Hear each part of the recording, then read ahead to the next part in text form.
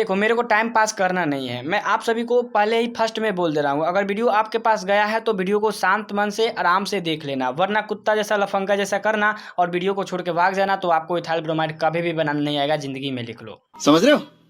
समझ रहे हो आप? तो आज की इस वीडियो में हम बात करने वाले हैं इथाइल ब्रोमाइड कैसे बनाएं, आपको पूरे रियलिटी में आपको बता दूंगा। यहाँ पे रियलिटी बताने का मतलब है कि पूरे आपको याद हो जाएगा, यहीं पे हमें जैसे जैसे बोलूंगा वैसे ही करना है। आइए यहाँ पे समझते हैं कैसे इसको बनाया जाए। यहाँ पे एथिल ब्रोमाइड बनाने की पहले विधि की हम बात करते हैं। तो यहाँ पे प्रयोगशाला विधि, प्रयोगशाला मतलब क्या होता है, आप लोग प्रयोगशाला में जाइएगा तो उसको कैसे बनाइएगा, ऐसा तो नहीं है प्रयोगशाला में गए और लेना है कि हमको एथिल ब्रोमाइड और ले लिए हम वहाँ पे जाकर नींबू। तो यहाँ पे मैं बात कर रहा हूँ प्रयोगशाला में जाने के बाद आपको क्या क्या कैसे कैसे करना है, सबको मैं शुरू से बारी बारी से आपको बता दूंगा, घबराना नहीं। अगर घबरा गए तो समझो कि आपका सब चौपट हो गया। आप लोग समझते क्या है, अपने आप को समझते कि मेरे पास तो बहुत समय है, और बहुत समय करते करते करते करते सब खत्म हो जाता है, और जाते एग्जाम में बैठते हैं तो बस वही दूसरे को जैसा करते हैं। तो आपको खुद को अपने आप को बुलंद करना है, खुद को कर बुलंद इतना कि हर तकदीर से रजा पूछे, बोल बंदे तेरी रजा क्या है। तो आप सभी को मैं इतना बात करना चाहता हूँ कि पहले जो वीडियो आपको मिला है उसको पहले देखो समझो। अरे यार कहीं तुमको ये आ गया, आ क्या गया, आ तो जाएगा।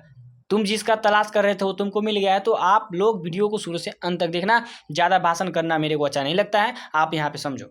एथाइल ब्रोमाइड, पहले नाम सुनो, एथाइल ब्रोमाइड, जिसको एथिल ब्रोमाइड जो लिखा गया है, हिंदी में एथिल ब्रोमाइड कहो या एथाइल ब्रोमाइड करो, कोई दिक्कत वाली बात नहीं है। यहाँ पे एथिल ब्रोमाइड, तो ये जो एथाइल ब्रोमाइड आपको दिख रहा है, अब इसको हम लोग कैसे लिखते हैं सूत्र के जरिए, तो यहाँ देखिए, यहाँ पे आपको दे रखा है CH3CH2Br, ये एथाइल ब्रोमाइड है।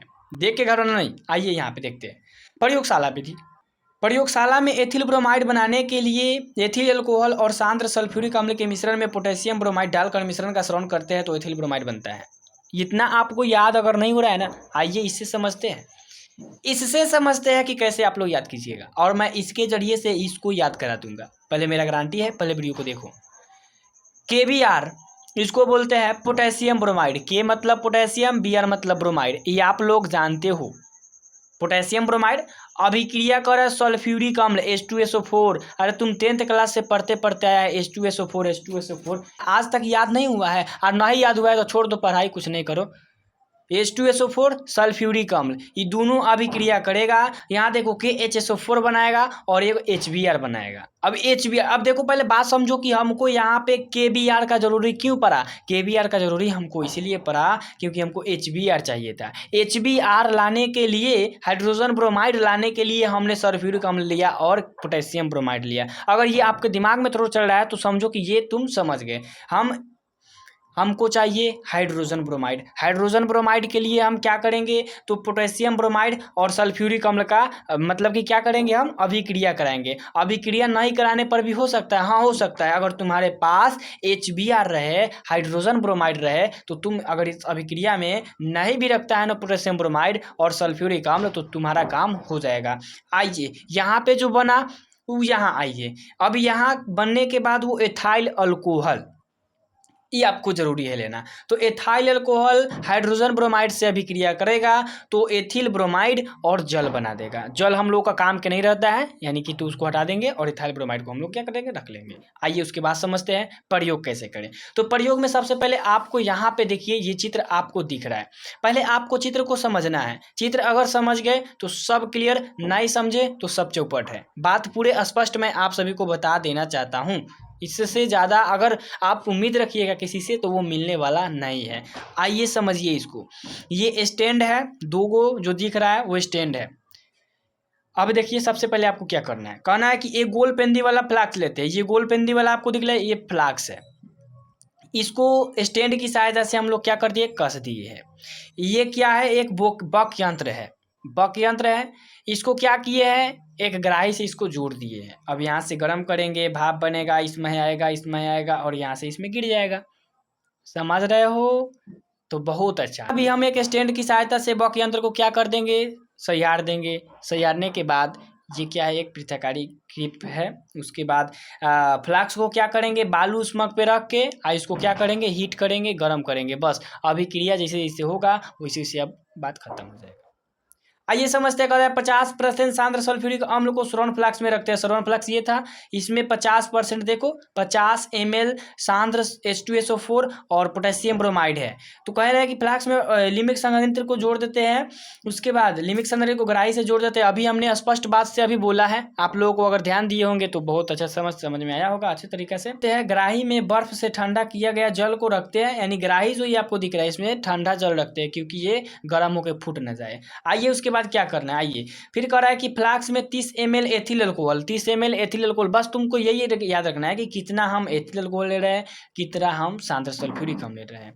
तो सांद्र सल्फ्यूरिक अम्ल 50 ml और 30 ml एथिल अल्कोहल बस लेना है, और धीरे धीरे क्या करना है, उसको डालते डालते एल्कोहल डालते समय हम क्या करेंगे, फ्लास्क में हिलाते रहेंगे फ्लास्क को और ठंडा करते रहेंगे। यानी कि फ्लास्क में 30 ml हम क्या करेंगे, एथिल अल्कोहल डालेंगे और धीरे धीरे डालेंगे और उसको थोड़ा थोड़ा हिलाते भी रहेंगे। बात समझ रहे हो। पुनः उसमें पोटेशियम ब्रोमाइड डालकर मिश्रण को अच्छी तरह मिलाते हैं। पोटेशियम ब्रोमाइड धर के उसको अच्छी तरह से मिश्रण को मिला देना है। फ्लास्क को बालू स्मक पर रख करके मिश्रण का स्रावित करते हैं। एथिल ब्रोमाइड तेल की तरह स्रावित होता है। सिंपल सी बात है, सब अभिक्रिया में जो होता है वो भी इस अभिक्रिया में भी होगा। यानी कि अब क्या होगा, तो जो बालू स्मक पर रखकर हम उसको मिश्रण को अगर स्रावित करेंगे तो एथिल ब्रोमाइड हमको तेल की तरह बन जाएगा। अब इसका रूप में इकट्ठा हो जाता है। स्रावित पृथक्कारी कीप में रखकर एथिल ब्रोमाइड नीचे वाला जो, जैसे कि इसमें एकत्र हो रहा है तो इसके नीचे वाला जो भाग होगा ना वो एथाइल ब्रोमाइड होगा। आइए उसके बाद कहते हैं कि इसे तनु सोडियम कार्बोनेट के विलयन से धोकर, अब क्या करते हैं, इसको अलग करके तनु सोडियम मतलब कि सोडियम कार्बोनेट के विलयन से धोकर अलग कर लेते हैं, जिससे BAR और HBr से मुक्त कर देते हैं। उसे अनाद्र CaCl2 डाल करके जल को अवशोषित कर लेंगे और उसके बाद क्या हो जाएगा, 311 केल्विन पर फिर अगर उसको गर्म करेंगे तो क्या हो जाएगा, हमारा एथिल ब्रोमाइड बन जाएगा। ये आप लोगों ने बहुत मोटे मोटे अक्षरों पर समझा है, शायद आपको समझ में नहीं आया है। आप देखिए आप लोग कैसे समझिएगा। पहले तो आपको टेलर दिखाया हूँ ताकि आपको भी लगे कि हाँ केमिस्ट्री भारी होता है, फिजिक्स भारी होता है, लेकिन आइए हम आपको भी पूरे आसान तरीके में बताते हैं सब में। यानी कि आप लोगों को केमिस्ट्री में बहुत ऐसा टॉपिक पढ़ना है जिसमें क्या है, श्रवण फ्लास्क को लेना है। प्रयोग विधि में सब में श्रवण फ्लास्क लेना है, ऐसा नहीं है किसी में नहीं लेना है, सब में लेना है। श्रवण फ्लास्क लेना है, गोलपेंदी वाला एक स्टैंड लेना है, उसके बाद इसको गर्म करना है बालू कुसुमक पर। ये आप लोग सब विधि आप रटते रटते जान जाइएगा और आपको पता भी नहीं चलेगा कब जान गए। ऐसा थोड़ी एथाइल ब्रोमाइड हमको सीखना है, आपको सीखना है एथाइल ब्रोमाइड कैसे बनाए, एथाइल आयोडाइड कैसे बनाए, उसके बाद सीखना है क्लोरोफॉर्म कैसे बनाया जाए, मतलब कि बहुत ऐसा चीज़ है जो आपको सीखना है। तो सब में प्रयोग में लगभग मोटे मोटे तौर पर मैं आप सभी को बता दूं कि आपको यही चित्र का इस्तेमाल करना है। हाँ अगर थोड़ा चित्र अलग है, अगर हम इस चित्र का इस्तेमाल कर रहे हैं तो हमको 5 नंबर के जगह पे हमको 4 नंबर देगा, बहुत अच्छा है। ऐसा थोड़ी नहीं छूट जाएगा उसमें, तो छोड़ने वाली बात को छोड़ो, जितना हमसे आएगा उतना ही लिखेंगे, वही करना है यहाँ पे।